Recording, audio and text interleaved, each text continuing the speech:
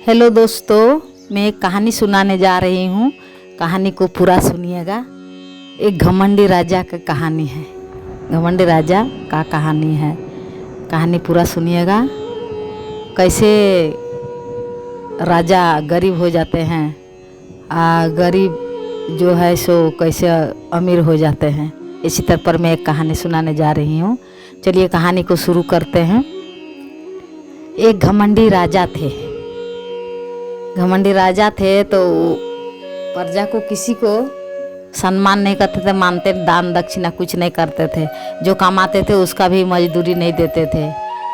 तो गरीब परिवार से थे, माँ बेटा दोनों कमाते थे। राजा के घर में मजदूरी मांगने पर निकाल दिए कि नहीं, काम नहीं करना है, जाओ, मजदूरी नहीं देंगे। अपना घमंड में रहते थे।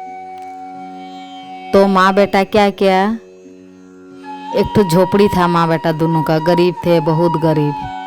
तो बेटा बगाली करने लगा, गाय चराने लगा दूसरा का। ऐसे पेट पालते थे माँ बेटा। तब एक दिन क्या हुआ, राजा घर में एक तो पहलवान रखा था। कुछ दिन के बाद राजा का जो लड़की है, पहलवान बोला हम शादी करेंगे। तो राजा संकट में पड़ गए। तो राजा दूर दूर का सब दूसरा राज्य से राजा को बुलाएं। पहलवान से बोले कि दूसरा राज्य से राजा आएंगे, तुम उन लोग से कुश्ती लड़ाई में अगर जीतेगा तो देंगे तुमको बेटी। पोस पाल के रखा पहलवान को, और फिर वही बोल रहा है हमको राजकुमारी को शादी करेंगे। तो राजा दिमाग चलाए, वो दुनिया भर सबके राजा को बुलाए। फिर पहलवान और राजा में मुकाबला होने लगा। तो पहलवान से कोई राजा शकीय नहीं रहे थे। ऐसे में सब हार गए।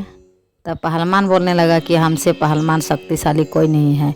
राजा साहब, हम तो राजकुमारी से शादी करेंगे ही। तब उधार से वो गरीब माँ बेटा जो थे, तो लड़का उधार से सोचा, लड़का की क्या हो रहा है दरबार में इतना भीड़। और गाय चराते हुए उधर से आने लगा, राज दरबार में जाने लगा। तो अपना जो बगाली करता था, गाय चरा था, वही लाठी घुमाते हुए वो अपना धुन से आ रहा है। दूरे में था वो, राज दरबार से दूरे में था। अब पता नहीं उसका कैसे हाथ से लाठी छूट गया, उसको समझे में नहीं आया लड़का को। आज जाके पहलवान के सर पर लग गया। वो सर पर लगा तो पहलवान गिर गया। तो सब राजा सब बैठे थे, तो बोले कि कौन गिरा दिया पहलवान को, इतना राजा तो कोई सके नहीं। तब उधर से लड़का वो डर गया, क्या बोलेगा राजा आप। तो सब हाथ ताली दिया, बोला कि चलिए राजा तो हार गए हैं जुबान से। तो वो लड़का जीत गए, पहलवान को हरा दिए, तो उसी से शादी दीजिए। तब राजा सोचे कि क्या बोले हम इसको, अपना राजकुमारी को हम इसको कैसे शादी दें। एक गरीब लड़का है, एक झोपड़ी में रहता है। तब बोले ठीक है, राजसभा में राजा बोले ठीक है। दूसरा राजा को बोल रहे हैं कि ठीक है, हम जबान से तो हार गए हैं, तो हम मेरा राजकुमारी को इस लड़का से, बगाली जो करता था गाय चरवा लड़का से हम शादी देंगे। जब ये लड़का मेरा जैसा महल बनाएगा तब हम लड़की को इससे शादी देंगे। ऐसे बोल के राज्यसभा ख़त्म किया अपना। अब बाद में राजा क्या सोचा कि ये लड़का कभी भी हमको वो बात याद दिलाएगा, इसीलिए सर सिपाही को बोला कि लड़का को जहीं भी कोई भी देखिएगा तो इसको मार दीजिएगा।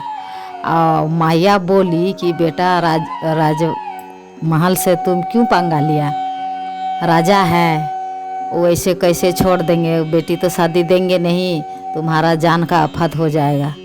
हो गया, तुम क्या करेगा।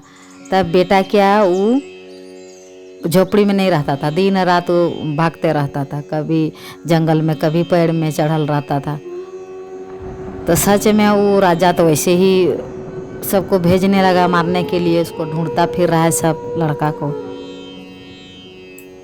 तब ऐसे बीतते गया लड़का, दिन रात कभी घर में नहीं रहा। ऐसे करते करते एक दिन का बात है, और राजमहल में 3 ठो साधु आए। 3 साधु आए राज दरबार में हर हर महादेव बम भोले शंकर ऐसे करते घुस रहे हैं।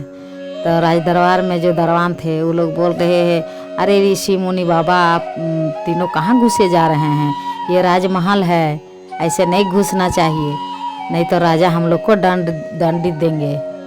तो आप लोग यहीं खड़ा रहिए, राजा को बुलाते हैं। तो साधु तीनों बोले कि जाके बोलिएगा राजा से कि 3 ठो साधु आए हैं, भूखे प्यासे हैं। तो वो लोग चाह रहे हैं कि कुछ मिल जाए, पानी पिला दीजिए, कुछ खाना पीना मिल जाए। ऐसे राजा को बोल दिए। जाके सिपाही बोला कि राजा साहब, दरबार में कोई 3 ठो साधु आए हैं, भूखे हैं प्यासे हैं, ऐसे बोल रहे हैं साधु। तो राजा बोले कि जाओ जाओ बोलो, साधु को बोलो जो साधु महाराज आगे निकल जाइए, यहाँ कुछ नहीं मिलने वाला। राजा अभी आराम कर रहे हैं, अभी नहीं देंगे, नहीं आएंगे राजा रानी, कोई नहीं आएंगे। आगे जाने के लिए बोलिए कहीं मिल जाएगा, पानी पी लेंगे, खाना कहीं मिल जाएगा, उधर आगे भेज दीजिए। ऐसे ही सिपाही किया, आके बोल दिया साधु, तीनों साधु से। तो वो लोग निकल गए, वहाँ से निकल गए। चलते चलते कहाँ गए, जाके झोपड़ी में घुसे।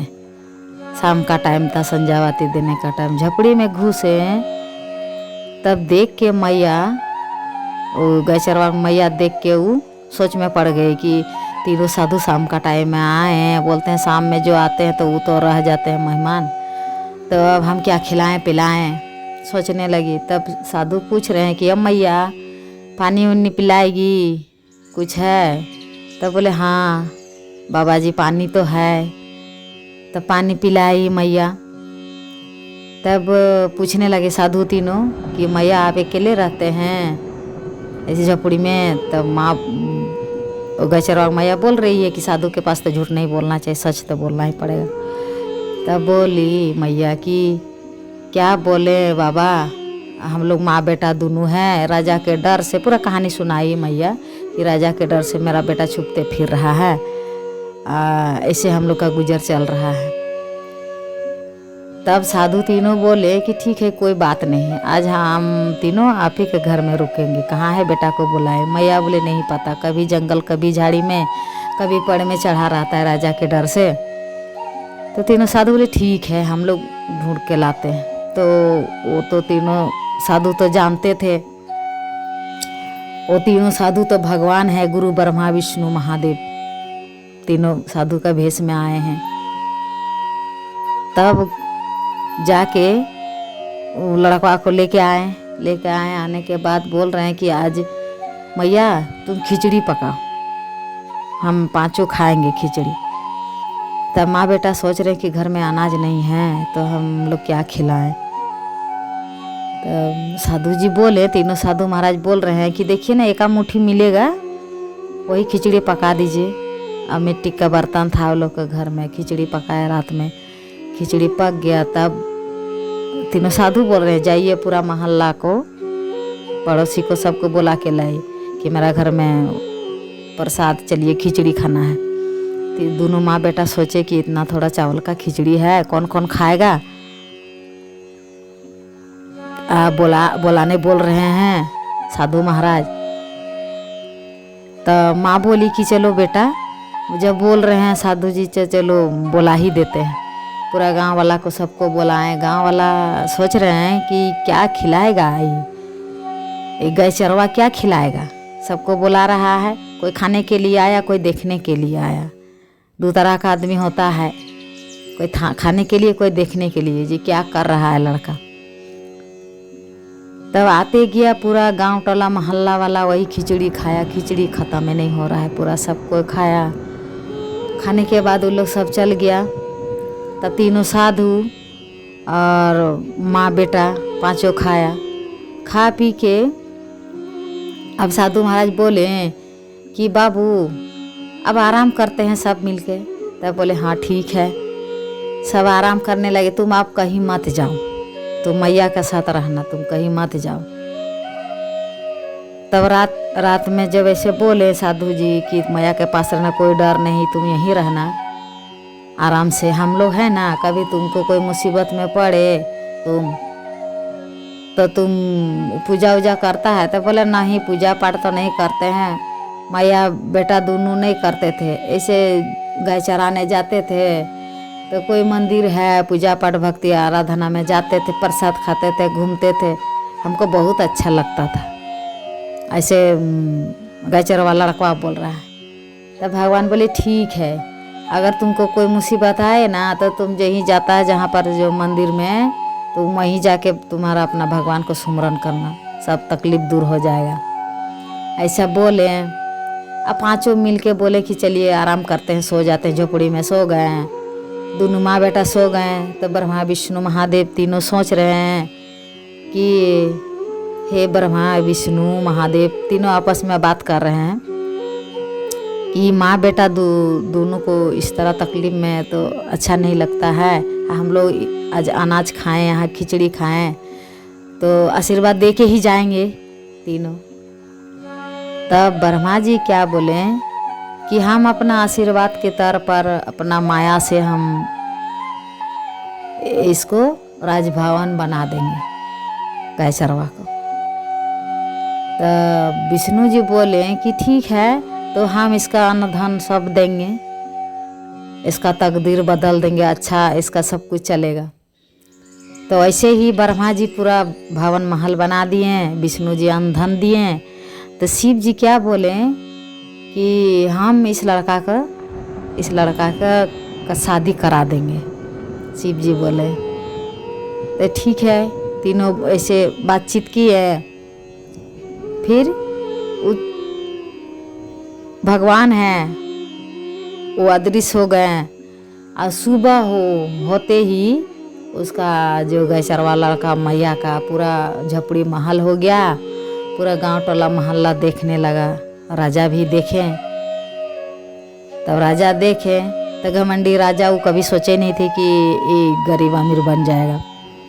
फिर वो सोचे राजा कि हाँ बाप रे, पूरा मोहल्ला वाला बोले लगा कि राजा देखिए गाय चरवा का महल देखिए। राजा बोल रहे हैं कि ऐसा क्या किया कि इतना बड़ा महल भवन बन गया इसका राजमहल। तब वो राजा का अपना दिन याद आने लगा कि हम तो शर्त में हार गए हैं, अब तो गाय चरवा मेरा बेटी से शादी करेगा, राजकुमारी से। तो राजा बोले ठीक है, आने देते हैं, इसका कौन स्वागत करता है, कोई स्वागत नहीं करेंगे। तब जितना राजा सब आए थे, सब प्रजा सब थे, राजा जी जिस दिन शर्त में हारे थे, अब सब बोलने लगे कि अब राजा गाय चरवा से तो राजकुमारी का शादी देना ही पड़ेगा। तब राजा बोले ठीक है, देते हैं। राजा बोले पूरा पड़ोसी मोहल्ला को बोल दिए कि गाय चरवा के साथ बाराती कोई मत आइएगा, किसी को नहीं खिलाएंगे, नहीं देंगे, हम कुछ नहीं देंगे। और उसको देखते हैं अकेले वो कैसे आएगा बाराती राजकुमारी को शादी करने के लिए। तो माँ बोल रही है क्या आफत हुआ, हम लोग गरीब झोपड़ी, ये ठीक था, हे भगवान आप कहे ऐसा बना दिए। अब राजा का शर्त भी इधर पूरा हो गया कि महल बनाने से राजकुमारी विवाह देगा।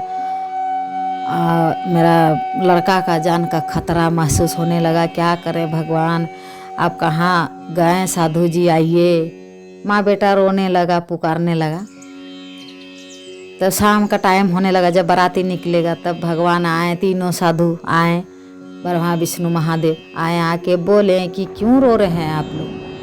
तो बोले देखिए राजा घर बाराती जाना है बाबा, कोई मोहल्ला वाला कोई नहीं जाएगा, तो मेरा लड़का अकेले कैसे जाएगा, क्या राजा करेंगे वहाँ, मैया बोल रही है।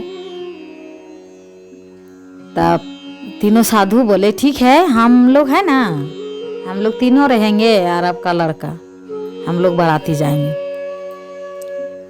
तब बोल रही है मैया तीन चार आदमी बाराती जाएंगे। बोले हाँ, और हम लोग का मेहमान आते होंगे, सबको बोल के हम लोग आए हैं। इसी तरह बाराती में ये लोग निकल गए चारों। और महादेव सब अपना जितना महादेव के हैं नंदी है, जितना सब दूत है सबको बुला लिए। अपना महादेव का तो ठिकाना ऐसे ही रहते हैं, भूत पिशाच से मिलताल रहते हैं, शमशान में महादेव रहते हैं, तो सब भूत पिशाच सबको बुला लिए, सबको बुला लिए हैं। जितना दुनिया पृथ्वी में जितना है सबको बुला लिए हैं, आदमी छोड़ के। तब आदमी तो राजा नहीं चाहते हैं, गांव वाला, गांव टोला वाला। तो ये इतना बाराती निकले, इतना बाराती निकले, पहले चारों हैं आगे और पीछे से वो लोग हैं। राजकुमारी का विवाह हो गया, शादी दिए राजा। तब बोले कि आप बाराती का भोजन करा दीजिए, साधु महाराज बोल रहे हैं। तो बोले हाँ खाइए, कितना खाइएगा, 4 आदमी का लीजिए खाइए। खाना परोस के दिए। तब पीछे से सब बाराती जाने लगा, तब जाने लगा। तब तीनों साधु महाराज बोल रहे हैं कि और बाराती आ रहे हैं, नहीं हम किसी के लिए भोजन नहीं बना, हम तो सबको रोक दिए हैं। कौन किसका इतना साहस है कि राजा का बात टाल के आएगा, किसी को हम खाना नहीं देंगे। तो तीनों साधु बोले बाराती में तो किसी को रोक टोक नहीं है, वो तो आएगा ही, तो आप खाना दे या ना दे, अब बाराती निकल गए हैं, आ गए हैं, आप जो करे बाराती करे। तब राजा बोले कि क्या करेंगे बाराती, कुछ किसी के लिए हम बनाए नहीं, जो है तो बाराती कुछ कर सकते हैं तो करेंगे, राजमहल में जो करना है, जो इच्छा करना है करे, हम किसी को भजन नहीं देंगे। तब बाराती जो आए थे, महादेव का भूत पिशाच जो आए थे, पूरा राजमहल तोड़ फोड़ कर के पूरा इधर उधर कर दिए। वो लोग का कुछ चीज़ का पता ही नहीं कि कौन है, सोना दाना गहना खजाना रुपए पैसा कुछ नहीं, इधर उधर छिट धून दिए, रुपए पैसा चीर फाड़ दिए, सब बर्बाद कर दिए। पूरा राजा का महल, पूरा राजा को ही बर्बाद कर दिए। ऐसे बाराती में पूरा चितर बितर कर दिए राजा का महल, और राजकुमारी को लेके आ गए। राजकुमारी को विवाह करके लेके आ गया वो गैसरवा लड़का, अपना महल में घुसाया, और राजा वो भिखारी बन गया। तो मेरा कहानी यहीं पर समाप्त हो रहा है दोस्तों। इस कहानी में हमें ये सीख मिलती है कि कभी घमंड में नहीं रहना चाहिए। हम लोग का जो गरीबी अमीरी, जो रुपए पैसा देन है, जो है वो तो सब ऊपर वाला का, भगवान का दिया हुआ है। गुरु ब्रह्मा विष्णु तीनों हम लोग को सुख हो या दुख हो वही तीनों देते हैं। घमंड में नहीं रहना चाहिए, किसी को इस तरह नहीं सोचना चाहिए कि वो मेरा बराबर हो या ना हो, वो हमसे ऊंचा नहीं हो सकते हैं। ये तो मौसम की तरह है, सबका धन दौलत, ये तो धन दौलत झूठा है, इसका शान पट्टी नहीं चलेगा ज़्यादा दिन तक। ये तो दुनिया में हम लोग जो मानव को जन्म दिए हैं भगवान ही है, कर्म भी भगवान देते हैं, तो भगवान से बड़ा कोई नहीं। कभी कोई राजा गरीब बन सकते हैं, कोई गरीब अमीर बन सकते हैं, वो तो ऊपर वाला जाने। हर हर महादेव।